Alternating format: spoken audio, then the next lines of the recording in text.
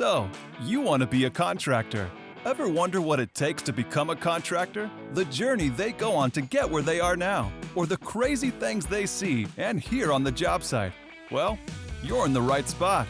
Welcome to So You Want to Be a Contractor, the podcast.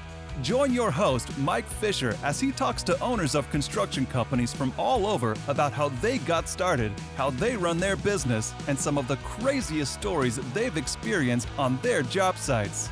And now, your host, Mike Fisher. Welcome to So You Want to Be a Contractor. This is episode number 34. My name is Mike Fisher, and my co-host over there, Maricela Arechiga with New Generation Improvements. I am still here. Mike has not fired me.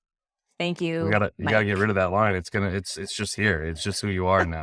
There's no more trial period.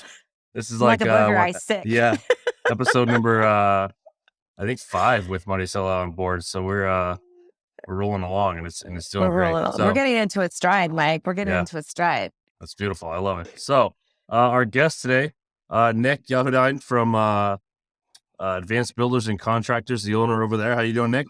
Doing well. And you? Good. Thank you. And you guys are out of LA, right? Correct. Perfect. Well, before we kind of get into this, let's hear a little bit about you. What's your story? How did you get into this industry, and what were those events that led you to where you are now? And we might stop you in between. So just know that Maricela likes to interject and dive deeper. Like, hold up, wait. What did you say? Stop. So please don't be offended by my interjection. No worries. So I got into the business because before this, I actually used to buy and sell cars. So one of these times, this body shop guy tells me, listen, this guy needs a loan on a car. Give him a loan and sell him a car at the same time. So I did that. The guy ended up being my friend, Sam. And then he kept bugging me, telling me, listen, I'm really good at construction, but I can't do any paperwork. Why don't you do the paperwork and do construction, and we can work together? And I kept pushing him up numerous times. And eventually he just said, listen, I just need help with this one deal. Just write a contract for me, do the paperwork, and then, just help me along as a friend. But I told him fine. And then again, he kept pushing me to do work, and I told him no. Yeah, so eventually he just got too annoying, and I told him, okay, fine, let's just do it. I have no idea what construction is, but fine, let me just help you be able to get this deal. So I ended up doing the paperwork for him, and then he kept pushing me, so I ended up helping him with contracts. And then little by little, I ended up learning construction through him. He was actually in the business for about, I think, 15, 20 years prior to me. So when I got into the business, I learned a lot from him as far as the actual technical construction side, because he actually used to be able to work in the field. So I didn't have any experience. So I learned field experience. I learned office experience, set up the whole S-Corp company, phone number, DBA, website, etc. And he had been operating for 15 years without those things. And so you came on to almost legitimize the business. Yeah, correct. He was like slash contractor slash handyman working, off of his truck. And he really wanted to improve and grow, especially because his family was growing. He wanted more steady income. So that's how I was able to give him value. And then by me working with him, I already had an office set up for cars. So when I saw that construction was profitable, I stopped doing cars and I put the real estate aside, and I started doing construction full time. So why did he come to you? I'm curious. What was there any sort of history or schooling or knowledge base or something that led him to you to ask for that help originally? I think he was impressed because I was really honest with him with the whole car deal. And he was also, I think, very impressed because I was very organized, and everything that I used to do with him as far as paperwork was, legit, and everything was done properly. So I think he was drawn to that because that's what he needed. He needed someone to organize pretty much his work career, and he didn't have that. And I don't think he could get that from a secretary or an assistant. So he had no idea of your background or what your what your history was or schooling or anything along those lines. He just saw how organized you were and thought, I need that in my life, and Yeah, pretty much. bug the crap out of you until And you this is the joined guy. on. Pretty Yeah. much, yeah. This is the guy. How long ago was that, Nick, that you joined forces with your partner? This is going back now probably 18 years ago. 18 And is years that- ago. And are you and guys is still that- in business together? Yeah, I was gonna ask, is that the same company, or have you gotten separate ways since then? Still the same company. He actually ended up retiring and moving away. So I think about 4 or 5 years ago, I ended up doing it on my own. I bought him out and everything, I've just been doing it on my own ever since. What's what your is the- specialty? Yeah, I was gonna Sorry. say, what? You know, we're literally on the same exact page. That's exactly what I was gonna ask. Like, what It's like we were what meant was, to be, Mike. It's like we were Right. meant to be. what were you guys doing back then, and what are you doing now, and what was that transition period like, if it's any different? So back then, because we wanted to grow, we would do anything from a driveway to a small bathroom to a kitchen to literally anything that would make money. Nowadays, I try to get the bigger scopes of work, like whether it's hillside, whether it's a new construction, whether it's a whole home remodel, dealing with like historic properties, anything really that is something that's big that the average contractor is not even the skill to do or doesn't want to do because, this is what the quick play. I end up going after 3 to 5 properties a year. And what I do with those is, I don't have a salesperson or an assistant. I try to handle everything myself. I have very talented people over the past 18 years, whether it's an electrician, plumber, or a drywall guy, but I do 3 to 5 deals within the LA area. And I give it my all, and I specialize in the bigger projects. So whether it's home that we're going to tear down and build from scratch, or whether it's a home that we're going to completely remodel from top to bottom. I've done 100-year-old homes. I've done 10-year-old homes. Nick, do you self-perform? Like, do you have your own in-house guys, or are you mostly, you sub out, you find the right electrician for the project, you find the right tradesman for each category? How are you set up? I pretty much sub everything out, just Okay. because if I was going to do it in-house, it would probably take me a little bit longer. Okay. Although it would be cheaper for me to have my own guys to do everything, I generally try to structure the deal where it's all subbed out. This way, I have an electrician who's doing electrical every single day. Plumber is doing plumbing every single day. Drywall guy is doing drywall every single day. So Tell us about the pros and cons about that, because in the GC world, when you are a general contractor, license B, and you can either have your own in-house guys that are performing the scopes of work, or like you can have your subcontractors. If somebody's thinking about setting up their business, why should they set it up in a way that you've set it up, Nick? And what are some of the cons to that? So let's do the pros first. The pros are that person specializes in one special work. They're either an electrician, plumber, drywall, stucco, foundation framing. So they perform that day in and day out. They don't do anything else. For example, if I give my painter an electrical panel, he has no idea what that is. So for me, that's very, very important. Why? Because I pass all my inspections the first time around. I don't have to sit there and babysit them and show them something that they have no idea what that is. So if I have a complete project and I tell my electrician, listen, the entire property needs to be rewired, it needs to be upgraded with a panel. I need 100 recess lights. Here's the floor plan, go. So in that aspect, it's very, very good. The other pros are also, it's, time is money. I don't have to sit there and manage that company now. That company has an owner or a manager or supervisor who's going to sit there now and manage all of their workers. Yeah. So for me, that works. And I end up giving my clients a high-end project where they're happy with it. We don't have to sit there and redo the work 2 or 3 or 4 times. Because to me, one thing I learned from my partner is that cheap is expensive. If I do it the cheap way around the first time, I'm going to have to pay Word up. 2, 3, 4 times, 5 times sometimes to redo it. So rather than doing that, I'd rather just give it to a specialist who does this on a day in, a day out basis, and he's an expert, and it's finished and done with. Okay. So on What are the that, cons? on Go ahead. that real quick before we get to the cons, how do you control that though, right? Because ultimately these guys are controlled by another, like you said, another owner and another time schedule and another quality of work, right? And you can hire them and you can look at what they've done, but at the end of the day, it's somebody else controlling their quality of work. And then sure, like you said, you can come in and behind them and say, hey, this isn't good enough for what I've asked you to do, redo it or whatever. But what is that process like in vetting these guys out and managing them and making sure that they are performing to a quality of standard that reflects on your name and your business? Good question. So number one, obviously, the types of jobs that we do are always going to be supervised and inspected by the city. So I have that as an insurance.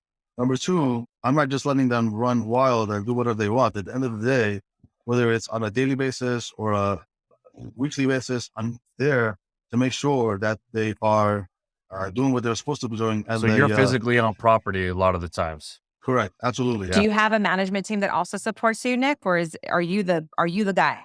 No, I do that myself. And the reason I do that is because I've had in the past salespeople and I've had project managers and I've had assistants. You just don't get the same quality that you're there yourself, visually looking at it, inspecting it, making sure that everything's done correctly and it's ready for the next step. So one reason why I like doing it is because, I'm able to catch everything myself. I can have a direct communication with their supervisor or owner and tell them, listen, X, Y, and Z is not correct. So fix it before we either end up in hot water with their client or before we're ready for inspection and, all goes to hell. I think one of the things that is key in that, Nick, is the number of projects that you said you're doing a year, because the scalability of that is pretty limiting, right? You can only manage the amount of projects you can be at a certain time. And there's certainly so much value in Nick being there. He's representing the business. He's representing the client because you are the advocate for your client. You know what your client wants. Correct. But you can't manage 10 projects at the same time in the same quarter, right? Correct. So what happens is this: if I end up getting into a time of the year where it's going to be 10 projects that I have to manage, I can always pull help in and assistance from people I've worked with in the past. But I rather not go that route. I rather do $3-5 million deals a year rather than doing 20 $50,000 kitchens throughout the year. Yeah. Yeah. So Well, so the scalability is in the size of the job, not necessarily the number of jobs then, right? So you're just a lot more selective about the type of project and the size of the project versus just, like you said, taking a bunch of littler jobs. Yeah, you gotta remember, after 18 years of experience, I'm very selective about who I work with. Thank God I'm doing well and I don't have to sit there and do every small little project that comes my way. And even when I do end up meeting with a higher end client that has $2-3 million job, I can be selective and tell them, listen, because of these reasons, either your project or because of your attitude or because we just don't mesh as far as me and you clicking, it's not going to be a good fit. And I tell them very nicely, I don't think I'm the right fit for you. And I just leave it that way. Yeah. We're gonna get all the way into client relations because I love sitting there. But she loves that. But let's get back to the cons. Let's get to the cons. So I absolutely agree with you, Nick, that subcontractors, you have a specialty, your electrician's coming in, he's banging it out. He's also giving you a price that he wants to honor. So for his profitability's sake, he's going to come in and do it once and then pass inspection and he's done. But correct. Talk to us about the cons in running your business that way. What are some of the challenges you've experienced? The challenges is going to be number one, you're not always going to get them when you want them there, meaning that he doesn't only work for me. He works with a bunch of other general contractors or a bunch of different homeowners. So you don't always get the possibility to have him there Monday morning at 9 a.m. It may be Monday morning afternoon, Monday afternoon, or it may be the next day.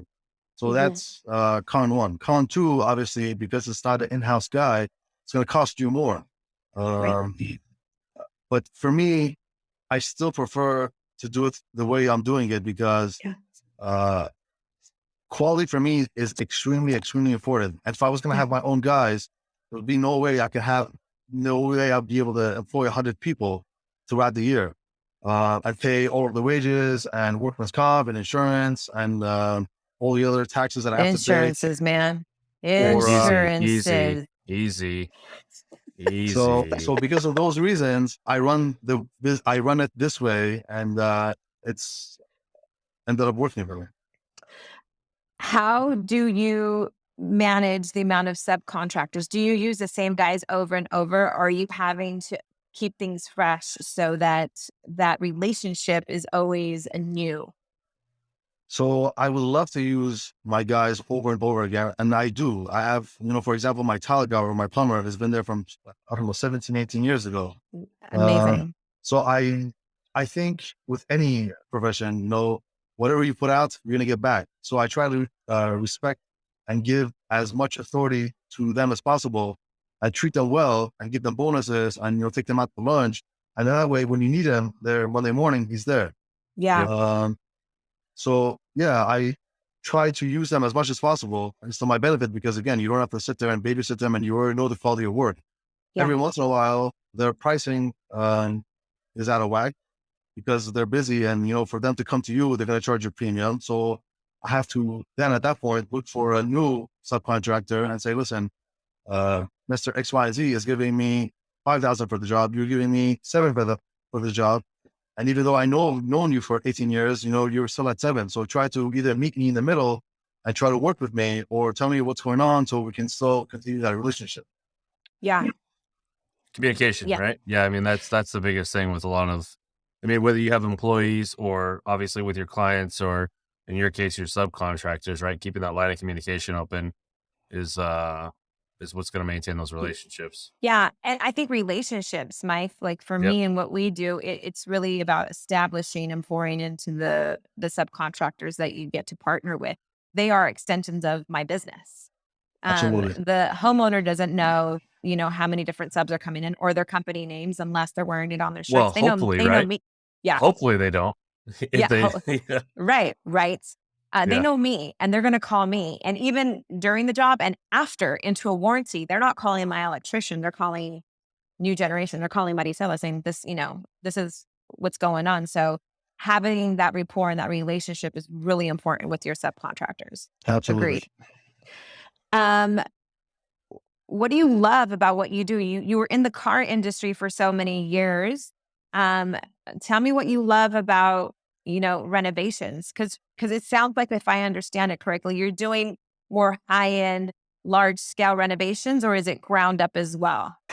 Both. So, what I love is taking crappy old home that hasn't been touched in 100 years and has 4 different types of wiring and bringing it into the future and giving that client that wow factor and saying, I can't believe this is my home.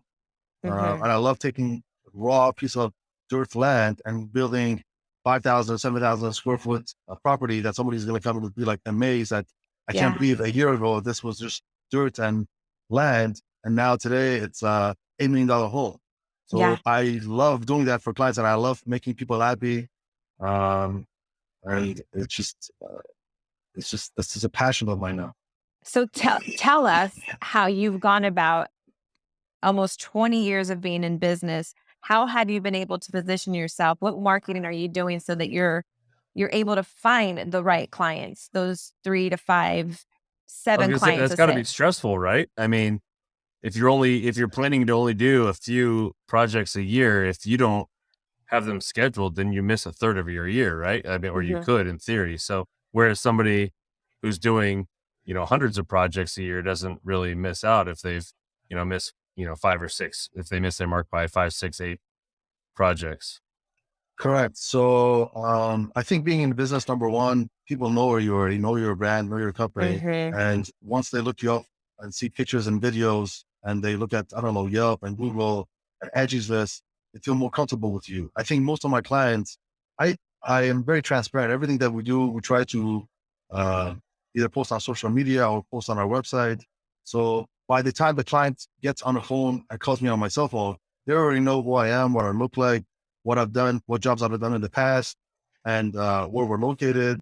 So it makes them very, very comfortable. So when you actually meet them for the first time at their home, they already know a good amount about you and what you look like and, what you represent. And I think referrals obviously play a huge factor Yeah. over any lead generation that you could do, whether it's SEO or whether it's Angie's List or whether it's another third party.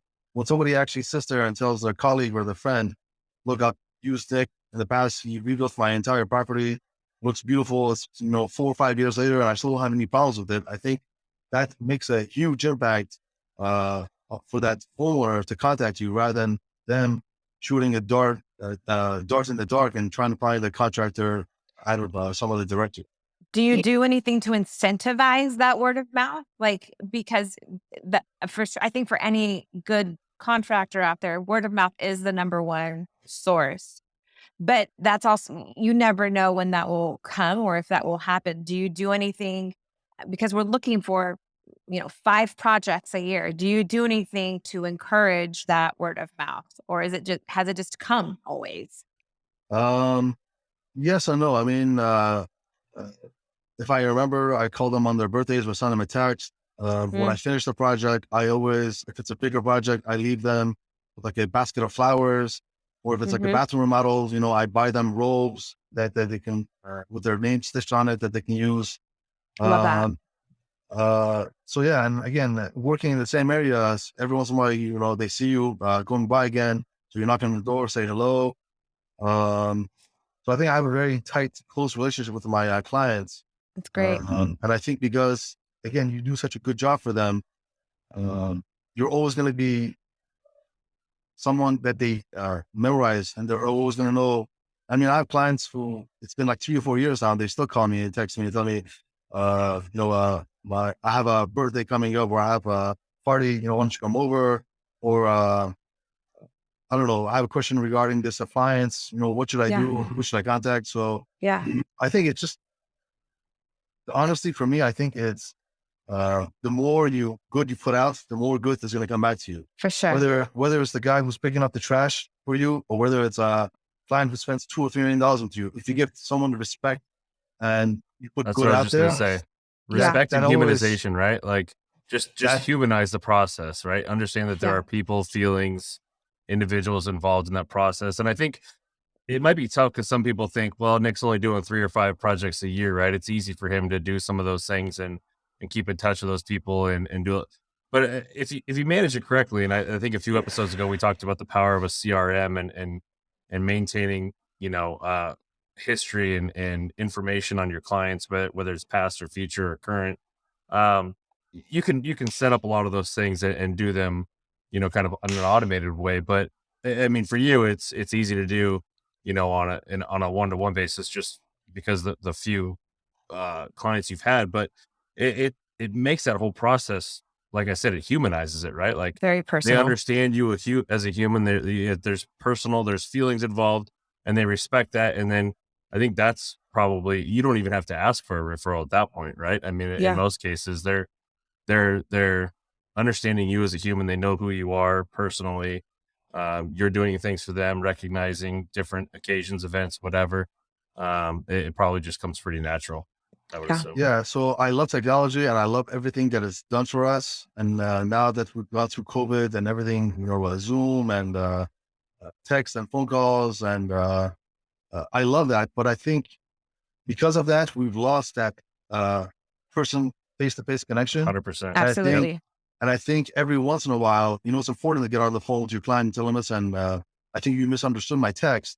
Actually, just before I got on this call, my client called me, told me, listen, there's a delivery guy, there's no one at the job. What do we do? And I told him, listen, give them the gate code. She's like, I don't want to give the gate code out. I told him, listen, give them the gate code, let them deliver what they need to deliver. We'll change the gate code in the afternoon. It's not a big deal. So I think, when you have that good relationship with the client and you have that good energy, it's only going to continue. And then I think the biggest problem with contractors that I hear is that, something goes wrong, and rather than get up and try to face it head on, they try to hide behind email or text or voicemail, and they don't, deal with it. I think people would much rather, say, listen, I'm sorry, I made a mistake. It's not going to happen again. Let it go. Let's continue with the project.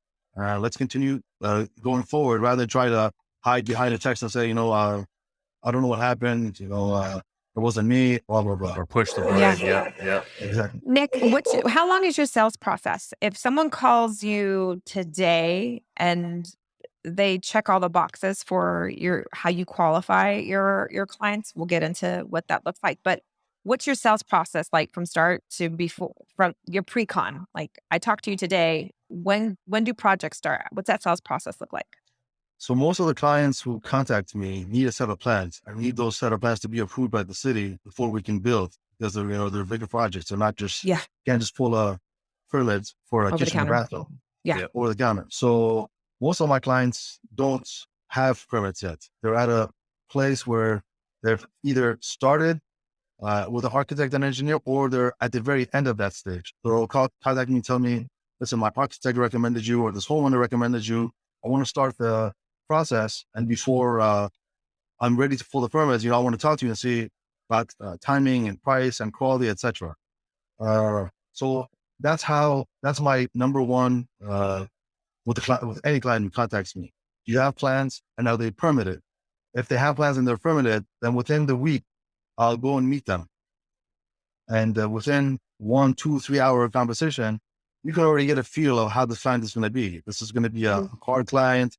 You're going to have to deal with the lender, who's going to have to send a third-party inspector.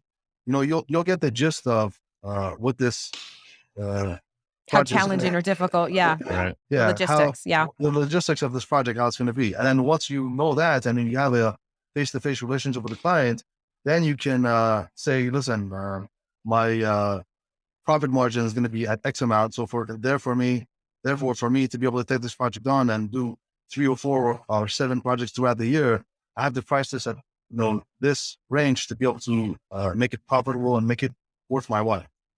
You're having that conversation at what point? At the very beginning, like when you first meet?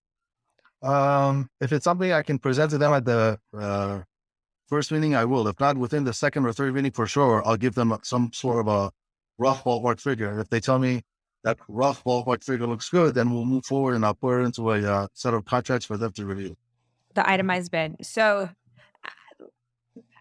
I really appreciate that that's where you're going. So it's meeting them and then giving them at least a framework of, look, I think that this project is going to be $1 million, so that you can also understand if you're speaking the same language, right? Because then it doesn't make sense for Nick to spend X amount of time giving an itemized bid if they were expecting Nick to charge $500,000. We're not even speaking the same language. Yeah. Absolutely. One thing I hate is wasting my own time and wasting somebody else's time. So Yeah. I'm very direct and I'm very to the point. And I'll tell them right out front, listen, for me to do this project as a general contractor in this market with the quality that you're asking, it's going to cost X amount. If you don't, we don't see eye to eye, I recommend you stop the conversation today and you find someone else who can help you with what you're looking for, because I'm not able to do it. And as a general contractor in the LA market, after I pay all my expenses, depending on the scope of work, most of my profit margins is going to be 10, 15, if I'm lucky, 20%. But Yeah. even on a $1 million project, I'm not taking home $700,000. I still have a lot of Insurances. I have all my overhead and all of these subcontractors to pay. So, it just has to make financial sense for me and the client. How do you manage it if a homeowner's suggesting or requires you to put that in an itemized bid for it to qualify? All right, Nick, you said this is going to be $1 million. I need you to itemize that. I need to know what your demo is going to cost, electrical is going to cost. I need to see that. So I don't do that, actually. I don't break it down by demo, electrical, plumbing. I give them one bulk number for the entire project, and I itemize every aspect of the project that I'm going to do. So if we're going to build a new house, I tell them from the time we do demo to the time I do your paint and completion, I give you a keys back, it's going to cost you X amount. If you ask me for extra work, we'll agree to it in writing before we perform it. But if not, that price is going to stay where it is. So you will break it down from all the different Absolutely. trades. You're saying, Maricela, I'm going to build your house for $1 million. I'm So not gonna, how do you protect yourself? So sometimes a homeowner says, well, no, Nick, you said you were going to do electrical. No, Maricela, you said you're going to do electrical, but I wanted 20 LEDs and you Good question. Very good how do you question. protect yourself on that? So what I do is I take the plans that they give me and I use that almost as like the holy grail, as a Bible. And Yeah. every line item that I write, whether it's electrical, demo, paint, or kitchen cabinets, it's always going to refer back to the plans, saying on your plans, you had 20 resource slides. That's what I'm going to put. If we move forward to the job now, you want 40 resource slides. I'm going to charge you for 20 resource slides more. Yeah. And whether it's foundation, framing, electrical, plumbing, everything goes back to that set of plans. And if they do want to do something that's not on the set of plans, I tell them from day one, give me everything that you want to do. Let me give you one bulk price for the entire project. And I'm going to write everything down. And if it's not on the plans, we're going to input it into the contract. If it is on the plans that you don't want to do it, we'll subtract it and we'll. I think that's the smart part. I think that's the key, because a lot of people in that situation may not understand how to read plans, right? So if they've given their idea to somebody who drew the plans, the architects, whoever, that drew it all up, but there was some miscommunication there, right? And so that then you get the plans and they think that you know exactly what they want, but it turns out that they were drawn incorrectly, do whatever. So I love that you're having that second conversation. You're not just saying, give me your plans, here's your price. You're saying, No. give me your plans, now tell me what you want, and we'll cross-reference it to make sure we're all on the same page, and then we'll come up with that price. And Very I good think point. that's the key. That's That's an excellent the point. key step in that whole process, right? Because without that, there's miscommunications that snowball into, terrible events, halfway through your project. Excellent But point.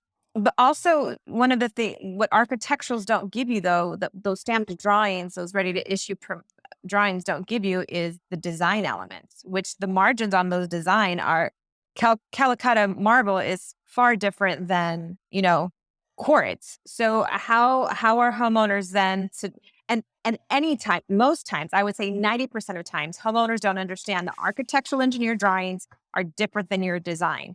Do you make sure then to protect yourself that those two things are sent over to you so that you're pricing everything out? Or is how do you manage that? So good points from Mike and good points from you. So let me tell you how I do that. Number one, when I sit down with a client, I make sure they understand. I don't expect them to understand every aspect of the project. Yeah. When it comes to design and when it comes to bedroom counts, bathroom counts, some sorts of the elements of the design, I do want them to understand. And the reason for that is because I don't want to build something that they don't want. There's a lot of times, like Mike said, you get a client who has a full set of plans and thinks that they know what they want. But then they actually, when they look at it and describe to them what this is, they're like, I have no idea what this is. I never wanted this. My architect just threw it in there. So that's key number one, to make sure that there's going to be no issues moving forward. Key number two, when it comes to finished materials, flooring, cabinets, countertops, doors, windows, finished product, I always do my contracts in a way where I'm responsible for the entire labor of the project. So whether you give me tile that's $1 per square foot, or you give me tile that's $10 per square foot, it's up to me to install it. Okay. Same thing with your appliances, same thing with your doors, windows, etc. When it comes to that actual finished material, I don't want to pick out the material for them. So it's whether it's a countertop, whether it's a backsplash, whether it's flooring, whether it's doors, whether it's windows, I'll help my clients and I'll tell them, listen, for you to get the best bang for the buck, I recommend you go to this specific vendor and talk to them and tell them exactly what you want. And because again, they're only a window manufacturer, they're only a door manufacturer, they're only cabinet manufacturer, they can tell you based off of your budget, this is what you're able to afford and this is what you want as far as the design. So I have my clients go directly to my vendors, or I have my vendors go directly to my clients, and they will work together, come up with the quality that they want and at a price point where they want to be at. So at no point can a client come back and tell me, you picked this Samsung refrigerator, now it's not working after 6 months. It's up to you to fix it. I told them, no, listen, I gave you the vendor. I gave you, how much your budget is for this specific fridge, and you picked this specific appliance that comes to your home. So whether it's a warranty issue or whatever, you can see that from day one, I installed it properly. It's for working. Now you have a warranty issue or you have a malfunction, contact the manufacturer. Have you ever done it different? Did you ever offer like design as a service for those homeowners that are just at that exploratory phase? Like what made you, because right now your contracts, and it makes a lot of sense now, like, so your contracts are rough materials and labor, right? So I can give you, homeowner, a rough of costs. My contract costs are rough materials, right? And the labor to install whatever finishes you're going to provide. It's really hard to get a ballpark if you don't know the finish schedule, but your homeowners are selecting the finishes and they're going to run point on that. Did you ever do it differently, or has just this been one of the principles and one of the values of your business? Like, this is the way that it works the best for both parties. Back in the day when I had salespeople and I had project managers and I had a partner, I did do it differently. Okay. Because not because I wanted to, but because they wanted to, because I wanted to have it one-stop shop kind of thing. as a one-stop Full shop service. that you do Full everything. service. And what ended up happening is you give the homeowner an allowance. You're allowed to spend $500 per door. You're allowed to spend $1,000 per cabin. You're allowed to spend $1,000 per slab. And it's just more work on my side and their side, because at the end of the day, somebody has to sit and do the number that say you spent X amount when you should have been this much. Now you're just playing accountant. So I explained that to my clients from day one. I don't want that unnecessary step or work for me and for you. And I'd rather you know from day one, this is exactly what's going to come towards me, Nick, the contractor, who's responsible for your rough materials and labor. And this is exactly how much you have for your finished materials. Now it's up to you. You can go spend $1 per square foot on tile, or you can go spend $10 per square foot on tile. You splurge where you want and you cut back where you want. And again, I'm there to help them and pinpoint them to go towards the right vendor. So number one, they get the service and the quality. And number two, they don't get screwed by just going to some random Joe in the, on Google they found for Windows or something else. Yeah, no, you're definitely right. That's more of a service, that the whole design process and helping homeowners, pick those finishes out and figure you definitely need the support so that you can serve homeowners. Yeah, not something you can be done on your own. Yeah. You can't do that. But I love that you've been disciplined enough to maintain that structure, right? Because it's so easy for somebody in your position to go, oh, well, I can upcharge that a little bit and I can make a little bit more money if I do that. And I can do that and say yes to a lot of things and try and control it all to make a little bit of extra money. But I mean, you're running yourself thin, right? So there's a level of discipline it takes to structure your deals in your contracts that way and maintain that structure throughout the process to maintain sanity, I would assume. Yeah. And don't forget, I think you guys are giving me a little bit too much credit, because some of the homeowners you deal with, we're really nice people, Nick. We're really nice. Let me tell you why. Some of the clients you deal with actually have designers that they want to implement that design, because you're talking about 5,000 square foot home that's got 5 bedrooms, 7 bathrooms. So it's they want some sort of a design aspect, someone who's going to sit there and babysit them and show them different aspects of, this is the inset cabinet, this is a shaken cabinet, this is some sort of a natural stone. So that's something that, as a general contractor, whether you can give them or not, most homeowners don't want that from a general contractor. They want that from a designer who's doing design on a day-to-day basis. So I do have that help every once in a while, but every once in a while, like last year, actually about a year and a half ago, we did a project in Sunset Plaza that was about 5,000 square feet. There was 2 guys, and they had very good ideas when it comes to design, but they had no designer. So it was always coming up with the design like on the spot, or 2 or 3 days beforehand.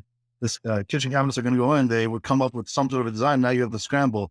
So we made it work, but I always like to prepare.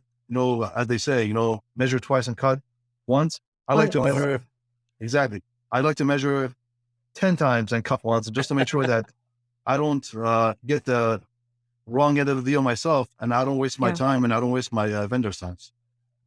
What would you say, in your experience, Nick, what's the best kind of client for you? Like, what's the kind of clients you love to work for? And then what are the type of clients where you're just like, I am not your guy?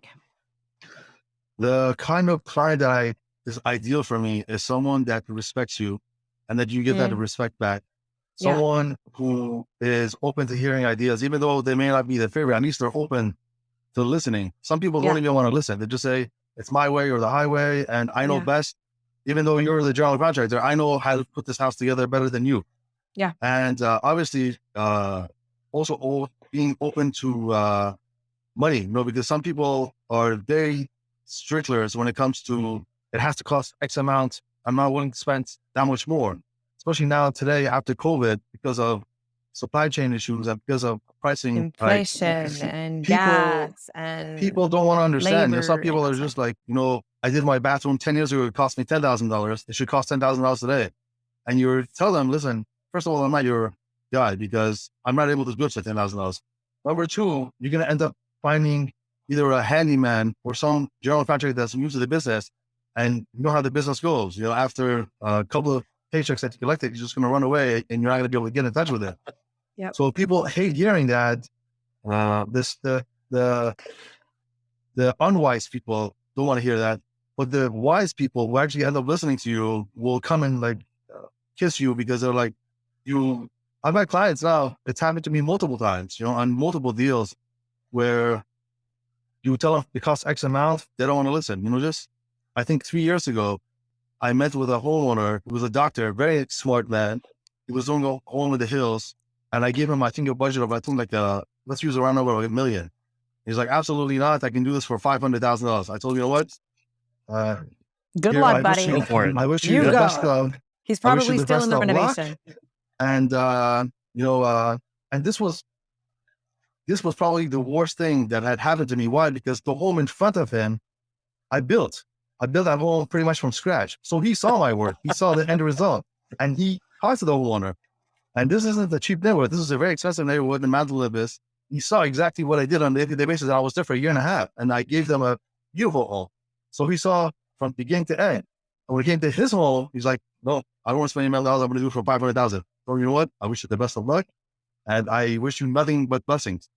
So I think like a year goes by or 1.5 years goes by. I get a call from him. He's like, do you remember me? I told him, yeah, of course. You know, I built a house in front of you. He said, can you come by and look at my house now? I told him, listen, last time me and you talked, you signed with a contractor. You were at to, begin work. He's like, well, things didn't really turn out the way they were supposed to turn out. And now I'm in the middle of construction. I'm like, middle of construction, you're supposed to be done. So I kid you not, I wish I had a picture I will show it to you guys, but I literally walked into a home that was like hit by a bomb, and all that was left was the winter framing and nothing else after 1.5 years. And I think, I don't want to lie, but I think she had spent at that point about $500,000, and Yikes. Nothing was signed off for. Nothing. No Yikes. electrical, no plumbing, nothing, no foundation, none of the electrical beams, nothing was signed off for. So he's like, let's continue. Let's work together now. I told him, what are you talking about? You know, like the home is like in ruins. It doesn't No even way. match the plans. We're No way. nowhere close to, and do you have any of this permitted? He's like, yeah, I have it permitted. I told him, so show me the inspection card. Now, of course, the inspection card is completely blank. Blank. His contractor had taken him for a ride, obviously. Yeah. So at that point, I gave him a price again to start. And again, talked to the architect, engineer, spent a lot of time on it. And again, he turned me down. And again, the second time around, he ended up doing going with another newer contractor out of like Riverside. And again, he got screwed. So and that's when I was just like, you know what? Some people you just can't help. Some people you just can't help. And I think there's two messages there. One for contractors, for us in the industry is, like, those homeowners that just will never treat you like a partner and never appreciate the value that you bring. And this example that you've given us is one of those. Like, you wanted to give them the benefit of the doubt. You came back to the table, you offered your services, but there was no changing hand. And so for us in the industry, it's you knew that person, this homeowner was not going to be a great client of yours. He was going to be somebody else. He should have been somebody else's client. And it's sticking to that, because I've done that so many times as well, Nick, where I've come back into the conversation, into the fold, because I want to be of service. And typically it never ends up in my favor, typically. And I think the second message to hear in that is for any buyers, homeowners out there who approach their GCs in this way. Well, you're going to do it for this much. And this is how, if you, for the homeowners out there that are coming into a relationship with their general contractor, naming their price, you're not setting yourself up for success. If you're dealing with a professional, somebody who is in this industry, you should trust the value that they bring. And it just doesn't work that way. And it always ends up in the situation that homeowner had, where they just hire somebody because they named the right price. But that somebody for sure came in it knowing how they were going to mark up the project and get the $1 million that you had already initially quoted them, and then some. I couldn't have said it better than you. Let me just add to that a little bit. And I agree with you 100%. I think it's very hard. Listen, it's very juicy. You have $1 million deal in front of you and you're waving it back and forth and back and forth. And you spend sometimes months and multiple, numerous hours going back and forth and talking to the architect, engineer, your employees or subcontractors and trying to get a price and put it together and give them a complete package. But I think I've learned the hard way, where I would say I've learned with experience that, once it's that relationship starts that way and they're demanding and telling you this is how it's going to be, you just have to learn and say, listen, I am out. Yeah, you just have to, I'm a very nice guy and I have a very high tolerance, but I think what I tell the client coming in, like, listen, it's not going to be a good fit. Me and you just don't see eye to eye. Because, you're expecting it to do it for this amount or this time period. And it's just, I've been in the business longer than the next contract. And I can tell you that it's not going to happen. So with all due respect, if you're not going to see eye to eye with me from day one and you think that you have a better option somewhere else, please go somewhere else. And, I wish you nothing but success, but I just can't meet your needs. Yeah. Well, that's what it's about, right? The expectations. Yeah. It's about the expectations. And Mike, we've had these conversations over and over again. And this is a common trend that I'm picking up on, is like knowing when to say no, knowing when to bow out. And that's, as a business owner, it can be hard to do because you're carving up your meat, right? Like you don't know when your next project is going to be. You just have to believe that word of mouth is working, or your SEO, whatever those things are. But knowing when to say no, thank you, is a really big business skill in our industry. I completely agree. And it's very, very scary. You need to pay your mortgage and you need to pay your employees and you need to pay your overhead. Yeah. And you don't know what that next project is going to come through. So it's extremely scary sometimes, but I've always known and learned that it's better to say no and have to deal with your bills and expenses rather than to get into a crappy relationship and a crappy project. And now, the world's going to come to an end and you have to deal with lawsuits and et cetera. And it's just not worth it. Yes. Yeah. Our industry is inundated with bad reputation of contractors, just like mechanics, everyone knows a bad contractor or everyone knows somebody who's had a bad contractor. And correct. I say that, of course, there are some rotten apples out there, but homeowners have just as much responsibility to the reason why there are bad apples in our industry, because they're going out there and they're hiring any guy to fit their budget that's unrealistic. You have to hire the value and the guy who has the good reputation, the things that are important. And for some reason in our industry, people feel like they could cut the corner. You don't cut a corner on a doctor. Like if you need a doctor, you go. Well, you to don't the want doctor. to. You shouldn't. Yeah. Yeah. You don't. That's I tell people all the time. Yeah, you don't want to go to the LASIK guy that's giving you half off because it's got a billboard that says half off LASIK. Right? That's not the guy. You don't want that guy sticking a laser in your eye that you got a coupon for, right? I mean, Mike, you don't cut the corner on an Uber driver, right? If an Uber driver's like, hey, get in my car, I'll give you half off. I don't have a license. You don't get in the car. But yet there's something about the stigma in our industry where homeowners like, maybe I don't need Nick, the licensed contractor, and I can go hire the guy that's 2 counties out and he'll do just as good of a job. Well, homeowners also have some responsibility to the bad reputation of our industry. I think we are changing. I completely agree with you. And I'll tell you what I learned, I think from the very early on. One of the mentors that I had when I first got into the business was like, what industry are you going to get into that within maybe 1 or 2 or 3 meetings, someone's going to sit down and willing to write a $500,000 check? Most industries are not that profitable. Right. So I think I agree with you. But I, as a contractor who's licensed and bonded and insured and the whole 9 yards and does everything up to code, I place the blame on contractors, not the homeowner so much, because it's the contractors who are collecting the paychecks and running away and giving the rest of the good contractors a bad rep. So therefore, the homeowner thinks, I may get screwed with this even this licensed contractor, so I might as well For cheap sure. it out today and protect myself. But I think just like with any other industry, there's always good and bad. And I think what you have to do is find the clients that you can get along with, whether it's on the best of terms or on the worst of terms. I think if you have a good Yes. relationship and you can communicate with your client, you're always going to be able to come to some sort of agreement. It may not be best for them or best for you, but at least you'll be able to come to some In the sort of middle. agreement, some sort of a middle, and then you can, proceed. Whether it's, okay, let's stop the job and, I give you this month back or, something. But, it just doesn't, it blows my mind that most contractors will come, collect a couple of checks and then run away. And then now they have to deal with their bad name or the bad rep or having a loss after them. It's just, Yeah. It's those contractors that couldn't say no.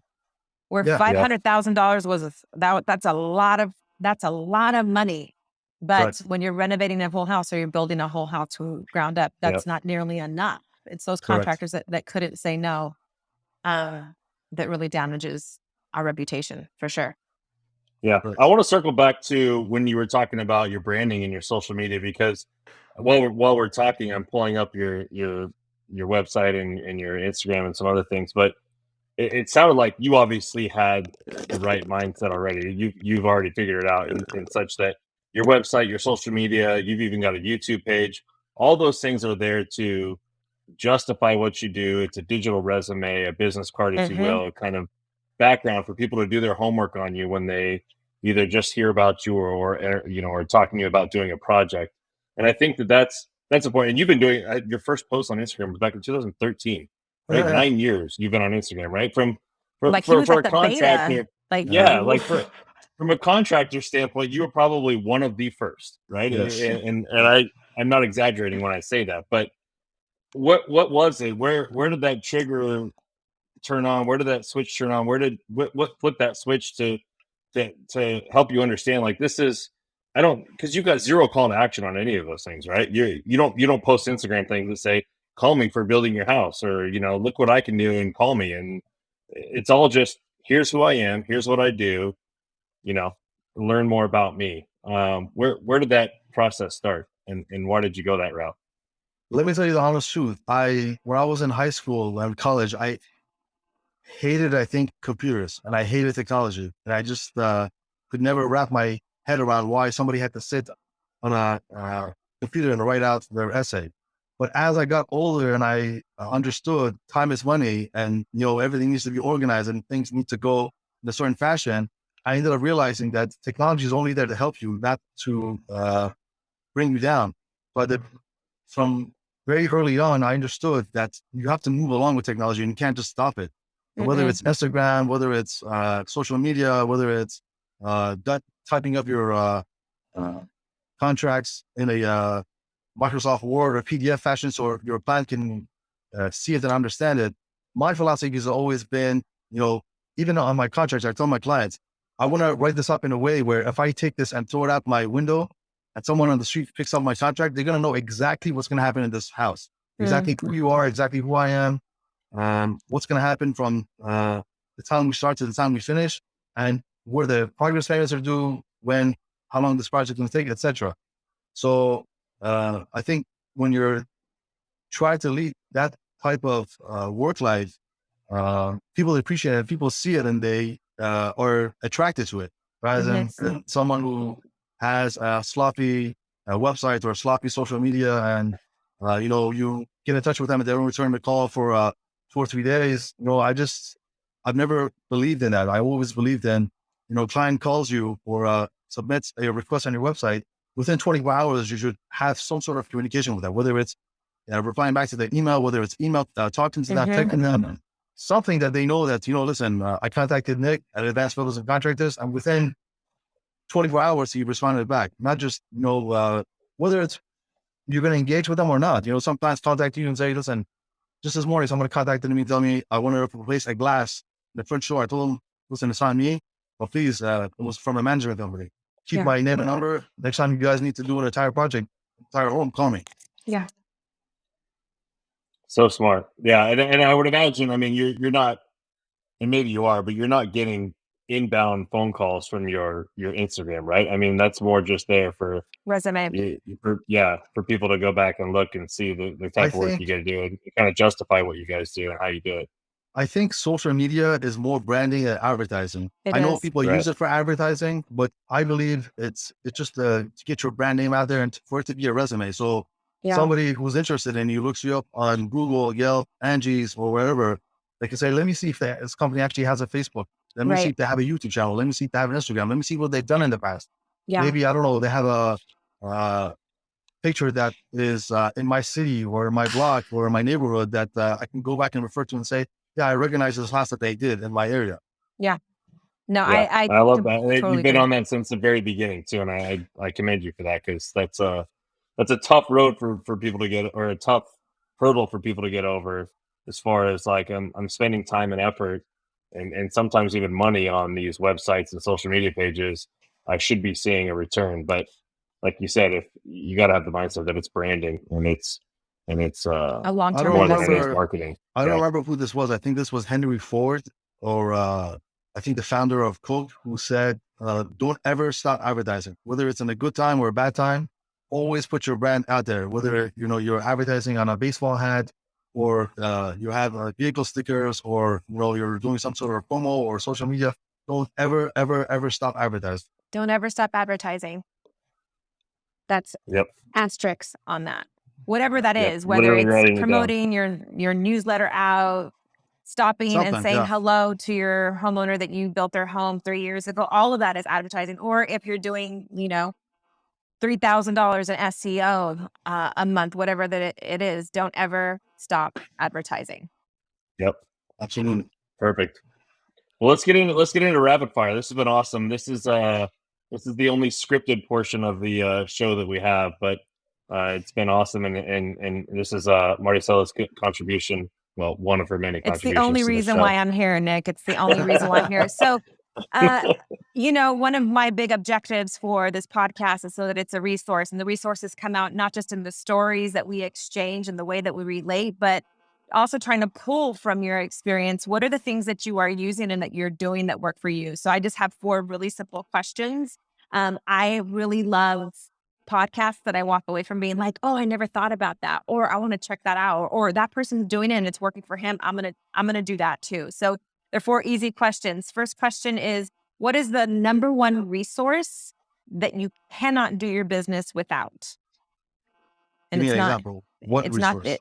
So sometimes certain they can't do their business without QuickBooks. I love QuickBooks. I need to do my business without. I couldn't do it without QuickBooks Online. Others are like, I have a great CRM, a client relations management tool that I cannot it. do my business without. Is there a tool? What is a resource that you are using in your business? An estimating tool, something that you use consistently that business can't function without it. So my particular office runs off of Google. We use Google for everything. My Can the CRM, internet. my CRM. Well, so I would imagine he means like the Google, the G Suite Yeah. portion, right? So So we you use have Google all your stuff Calendar. connected, your mail, your calendar. Gmail. So you're not a documents. Microsoft Outlook guy. You're a Google guy. Yeah. So everything that Google pretty much offers, we use, whether it's Google Meets, Gmail, Google Drive, or CRM is actually based off of a Google Sheets. Yeah. My Is it whole Streak? business Do is you use based. Streak? Huh? Do you use Streak? Google's there's you need to look at, if you use Google and Gmail, look up Streak. It's an add-on to Gmail that will revolutionize your life. Why? Yeah. What is it? So it connects to your email, and then you set up what they call boxes, but in your case, it would be clients, right? And then every single communication that comes through email is filed under that box, and then you can go click on that box, and you can see in chronological order every email, and then it goes in and Nice. sucks out every file that's been sent back and forth. So you've got like an emails tab, you've got a files tab, and then it's got a section for all the all the contact information. You can write notes on each thing, and then you can sort them by date, or if you've got projects, put them in different categories as far as like, hey, these are the people I'm talking to, these are the people I'm actually working on their What is it projects. called? Google and Street? Streak, Streak, STREAK. Yeah. Okay. I'm gonna look into that. Streak. Do you use the It Google will Calendars change your life. as well, Nick? Yeah, we use Calendar, Gmail, Drive, Yeah. Maps, Satellite View, Yeah. Street View. Yeah. So Google. yeah. That's Good one one. thing So I let's could not. not. We don't need to call. We'll call that the G Suite. I think that's what they. We'll call it That's the how G they. Suite. That, It's not Yeah. the that's how internet. they. It's G Suite. Yeah, Correct. the All G right. Suite. Yeah, that's how they offer. All right. Second question, Nick. What is the best advice someone has given you? In business, What in In life, business, in in business, life, anything. in family? I will tell you to believe in God, and to never lose hope, and to always believe that everything is being done from God to you the best way possible. I think Yeah. if you have that faith, whether it's in business and family, life, I think if you have belief in God, you'll get much, much further, and you'll enjoy the ride there rather than suffer through it. Amen. Amen. This is a Love back-to-back that. podcast where we have Yeah, faith is you got to believe spiritual in men. something bigger than yourself. Correct. Life is much Well, bigger than a I think it helps you. Yeah, and I think it helps you kind of not sweat those small things, right? If that's your belief that things are being Hopefully, done, I mean, that there's a everybody, grander plan, right? Like yeah. then Yeah. you can learn to kind of move on past some of these little things that shouldn't be blown out of proportion and focus on future and Yeah. other things. correct. Life is much Yeah. bigger than a 5,000 square foot ground up, right? Like when you have a bigger Yep. source. It's hard. It's hard, right? It's hard to see Totally. not to see that when it's a $5 million home and Yes. it's the only thing you're doing right now. But yeah, Correct. Because it could very easily swallow you up. It could totally Correct. swallow you up. Nick, is there a book or a podcast that you love? A book or a podcast that you love? One book that I remember that I actually gave my kids to read is Rich Dad Poor Dad. Yeah. Rich Dad Poor Dad, I gave to my kids to read because of what he says, which is in schools, whether you go to a private school or public school, they don't really teach you finance, and they don't teach you accounting, they don't teach you anything. They just tell you, go get a job, you'll be fine, and you're good to go. So I think it's very important for my kids to, number one, know what accounting is, what a checkbook is, what a CD is, and what financing is, and how to position yourself in life so that you're going to be there for success and you're not going to be doomed for failure. Love that. I love that. I'll tell you, one of the biggest lessons that my parents gave me and instilled in me is that understanding of finances and how it works and what debt looks like and what good debt is and what bad debt is. Like I knew that coming out of my house and into college. Like, so when all those in college, on the quad, there's all those like Citibank would show up and Wells Fargo, and you could get a credit card, you could spend whatever you want. And I was like, you're the devil. I recognize you because my mom and dad told me about you. All right. Last question, Nick. Is there a habit that you have that is all for you, that serves you, that helps you be a good father or a better business person, a good, friend, if you have a partner? Like, is there one thing that you do just for yourself that just gives you life? I think everyone needs a reset button, what I call a reset button, which means that everyone needs a little bit of time. It doesn't have to be 24 hours, but an hour or two, whether you want to sit there and smoke, or you want to just zen out, or you want to do yoga. Everyone, I think, needs something for them to be able to rebalance and get back to normal, and then they can tackle life again. Is there something you do? Like, do you do yoga? Do you golf? Do you smoke a cigar? How do you reset? I think I just zone out. There's times where I call my wife and tell her, listen, it's 6 o'clock in the afternoon. I'm not going to come home. I had a horrific day. I've been taken through crap today. So I'm just going to sit in the office and chill out and, I don't know, maybe have a drink or have a smoke and zone out for 2 or 3 hours. And before I come home, because I just don't want to bring my negativity and my crap to my family. So I just want to do something to be able to reset myself and get grounded and then be able to tackle life again. Yeah. Word up. Reset. Reset. All right. I love the heads up too. Hey, what? I'm not coming home. It's gonna be a minute. gonna be a minute. It's better for you. It's better for me. Listen, if I come home smelling of liquor and cigars, I wasn't anywhere else but in my office. Don't worry about me. No, I have a pretty great relationship with my wife, and she always knows where I am. So Awesome. That's awesome. Awesome. Very cool. Well, Nick, this has been amazing. Awesome. I love what you're doing. And hey, that was unique, 3 questions. right? What happened to the 4th question? No, I gave you That 4 was questions. that 4? Yeah, that was 4. Best You advice. just cut off in the middle of them. The number one resource. You had a reset. You had a reset. Okay. You took a It wasn't me. I don't know, for some reason the computer just decided to go blank. It's all good. We're all money. Luckily, we've got a good editor, so he's got a little work to do, but we'll be all right. But Thank again, you, this Nick. has been amazing. Before we go, we want to give you an opportunity to let people know where to find you, how to get a hold of you, see all the work you guys do. So the best place to find us is online, abclosangeles.com, ABC like the beginning of the alphabet, Los Angeles spelled out.com, or you can just call us at 888-930-1030. Cool. Wow, that's an easy number. I like that one. Perfect. It's good to talk This to was you, a Nick. Again, blast. it's been- I would yeah, love it's to been do awesome. this again. You guys Yeah, I have been awesome. appreciate Thank it. you. Yeah, thanks for the time, and stay safe out there. Bless you. Thank you. Bye, Nick. All right, how you going? God bless. Thank you. Hey, thanks for listening. If you had a good time, be sure to hit that subscribe button to get all the latest episodes. And if you had a really good time, leave a review to let us know what you thought. Until then, go gather some crazy stories on your job sites, and we'll see you next time on So, You Want to Be a Contractor.